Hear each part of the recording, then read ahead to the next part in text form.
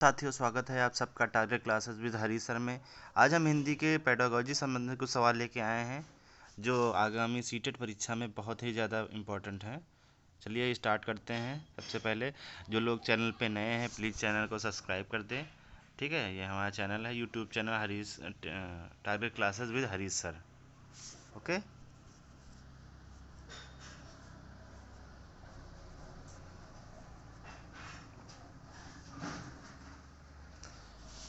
चलिए देखते हैं पहला क्वेश्चन हिंदी पेडागोजी से। उपचारात्मक शिक्षण की सफलता निर्भर करती है। मतलब जो उपचारात्मक शिक्षण प्रणाली है ये किस पर निर्भर करती है। ठीक है, पहला है भाषिक नियमों के ज्ञान पर। ठीक है, और दूसरा है समय व अवधि पर। तीसरा समस्याओं के कारणों की सही पहचान पर। चौथा है उपचारात्मक शिक्षण की सामग्री पर। तो इसमें कौन सा ऑप्शन सही होगा? ऑप्शन नंबर सी सही होगा आपका। ठीक है, ऑप्शन नंबर सी, समस्याओं के कारणों की सही पहचान कर। ठीक है, जो समस्याओं की सही पहचान है उसकी पहचान करके उपचार किया जा सकता है। ठीक है, नेक्स्ट क्वेश्चन देखते हैं। ठीक, सेकंड क्वेश्चन है भाषा शिक्षण में पाठ्य पुस्तक।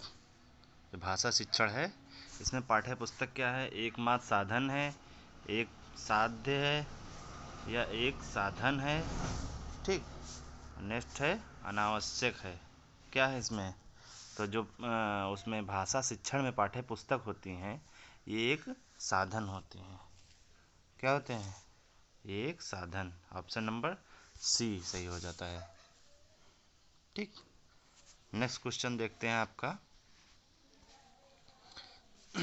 हिंदी की कक्षा में प्रायः हिंदीतर भाषी बच्चे हिंदी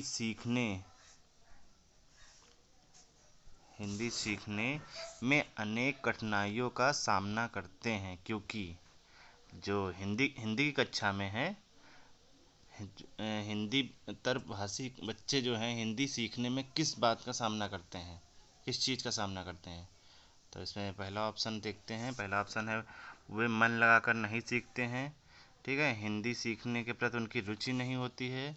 ठीक है, हिंदी बहुत कठिन भाषा है और प्रायः हिंदी और उनकी मातृभाषा की संरचना में अंतर होता है। तो इसमें ऑप्शन कौन सा सही हो जाएगा? ऑप्शन नंबर डी आपका सही हो जाएगा। प्रायः हिंदी और उनकी मातृभाषा की संरचना में अंतर होता है।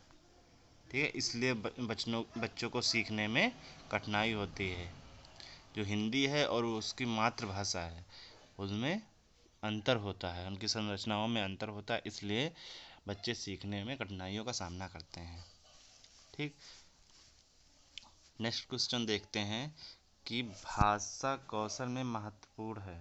मतलब बोलना कौशल में क्या महत्वपूर्ण है? बोलना कौशल में महत्वपूर्ण है, क्या महत्वपूर्ण है? ठीक है, पहला है ऑप्शन मधुर वाणी। नेक्स्ट है स्पष्ट एवं शुद्ध उच्चारण। तीसरा है संदर्भ एवं स्थिति के अनुसार अपनी बात कह सकना।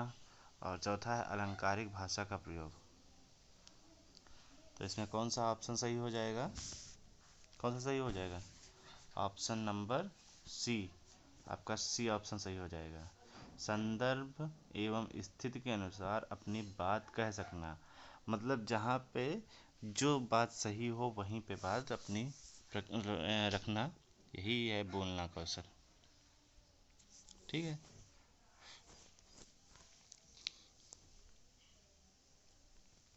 नेक्स्ट क्वेश्चन है बच्चों के लेखन कौशल का मूल्यांकन करने के लिए कौन सी विधि बेहतर हो सकती है? ठीक है, मतलब जो बच्चों के लेखन कौशल का मूल्यांकन करने के लिए कौन सी विधि सही हो सकती है? पहला ऑप्शन है श्रुतलेख। सेकंड है अपने अनुभवों को लिखना। नंबर थर्ड है सुंदर लेख का अभ्यास। चौथा ऑप्शन है पाठाधारित प्रश्नों को के उत्तर लिखना। तो इसमें ऑप्शन कौन सा सही हो जाएगा? ऑप्शन सही हो जाएगा बी, अपने अनुभवों को लिखना। मतलब लेखन कौशल को बढ़ावा देने के लिए अपने बच्चों को अपने अनुभवों को लिखने के लिए उत्साहित करना चाहिए, जिससे उनकी लेखन कौशल मजबूत हो सकती है। इसमें ऑप्शन नंबर बी सही हो जाएगा। ठीक, क्वेश्चन नंबर 6 देखते हैं। कहानी सुनाने से, मतलब कहानी के सुनाने से क्या होता है, बच्चों पे क्या असर पड़ता है। बच्चे प्रसन्न होते हैं, बच्चे कक्षा में एकाग्रचित होकर शांत बैठते हैं, बच्चों की कल्पना शक्ति व चिंतन शक्ति का विकास होता है, बच्चे अनुशासित रहते हैं। तो इसमें कौन सा ऑप्शन सही हो जाएगा। कहानी सुनाने से क्या सही होता है, बच्चों में कल्पना शक्ति व चिंतन शक्ति का विकास होता है। समझे, कहानी से बच्चों की चिंतन शक्ति और कल्पना शक्ति का विकास होता है, वो नई नई चीज़ें सोचने लगते हैं। कहानी से जो हमें शिक्षा प्राप्त होती है उसके बारे में वो नई नई चीज़ें सोचने लगते हैं। नेक्स्ट क्वेश्चन है आपका, भाषा के अभिव्यक्तात्मक कौशल कौन से हैं। ठीक, भाषा को कैसे हम अभिव्यक्त कर सकते हैं, उसका कौन सा कौशल है। पहला कौशल है आपका सुनना बोलना, ठीक, दूसरा है बोलना लिखना, तीसरा है पढ़ना लिखना, और चौथा है सुनना पढ़ना। ठीक, तो इसमें कौन सा हो जाएगा, कौन सा ऑप्शन सही होगा। ऑप्शन नंबर बी सही हो जाएगा आपका, बोलना लिखना। ठीक है, बोलना लिखना आपके भाषा को अभिव्यक्त करने का एकमात्र कौशल है। ठीक है, बोलना और लिखना।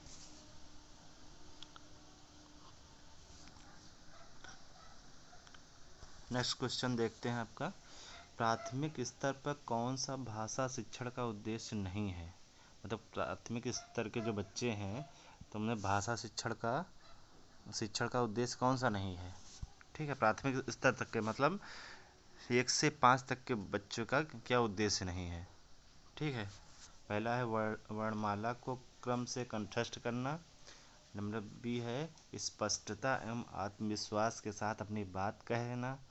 ठीक है, ऑप्शन सी है विभिन्न संदर्भों में भाषा का प्रभावी प्रयोग करना। फोर्थ है आपका ध्वनि संकेत चिन्ह का संबंध बनाना। तो इसमें कौन सा नहीं है, मतलब प्राइमरी के जो बालक हैं उनमें भाषा शिक्षण का उद्देश्य कौन सा नहीं है। मतलब 3 उद्देश्य हैं जो प्राइमरी के बालकों के लिए होना चाहिए, उनका उद्देश्य है। चौथा है वो प्राइमरी के लिए नहीं है, कौन सा है। ऑप्शन नंबर ए वर्णमाला को क्रम से कंठस्थ करना, ये प्राथमिक स्तर के बच्चों का उद्देश्य नहीं है। ठीक, क्वेश्चन नंबर 9 देखते हैं। एक भाषा शिक्षक के रूप में सबसे बड़ी चुनौती है, एक भाषा शिक्षक जो है उसके लिए सबसे बड़ी चुनौती क्या होती है कि बच्चों को भाषा सीखने के महत्व से परिचित कराना चाहिए। ऑप्शन नंबर बी बच्चों की भाषा को संचार साधनों के प्रभाव से मुक्त रखना। ठीक, ऑप्शन नंबर सी भाषा संसाधनों का अभाव है। ठीक, बहुभाषिक कक्षाओं के शिक्षण के लिए उचित रणनीति तय करना। तो इसमें कौन सा ऑप्शन सही हो जाएगा। ऑप्शन नंबर डी बहुभाषिक कक्षा के शिक्षण के लिए उचित रणनीतियाँ तय करना, मतलब विभिन्न प्रकार की भाषाओं की कक्षा के लिए उचित रणनीति तैयार करना एक भाषा शिक्षक के रूप में सबसे बड़ी चुनौती होती है। क्वेश्चन नंबर 10 देखते हैं कि पाठ में दिए गए चित्रों का क्या उद्देश्य होता है। जो मतलब प्राइमरी की किताबें होती हैं उसमें जो चित्र दिए होते हैं उनका क्या उद्देश्य होता है। ऑप्शन नंबर 1 क्या है, चित्रों से पाठ्य पुस्तक आकर्षक बनती है, चित्र पाठ की शोभा बढ़ाते हैं, या थर्ड है आपका पाठ्य पुस्तक में चित्र देखने का प्रचलन है, चित्र अमूर्त संकल्पनाओं को समझने में सहायता करते हैं। तो इसमें कौन सा सही हो जाएगा। ऑप्शन नंबर डी आपका सही हो जाएगा। मतलब उसमें जो चित्र होते हैं वो अमूर्त संकल्पनाओं को समझने में सहायता करता है। अमूर्त का मतलब क्या है, जो देख के उनके बारे में हम सोचते हैं वो अमूर्त चिंतन होता है। चिंतन हो या संकल्पना, दोनों एक ही बात है। ठीक है, तो आज ये 10 क्वेश्चन हमने पढ़े। नेक्स्ट क्लास में और आगे देखते हैं क्वेश्चन। धन्यवाद।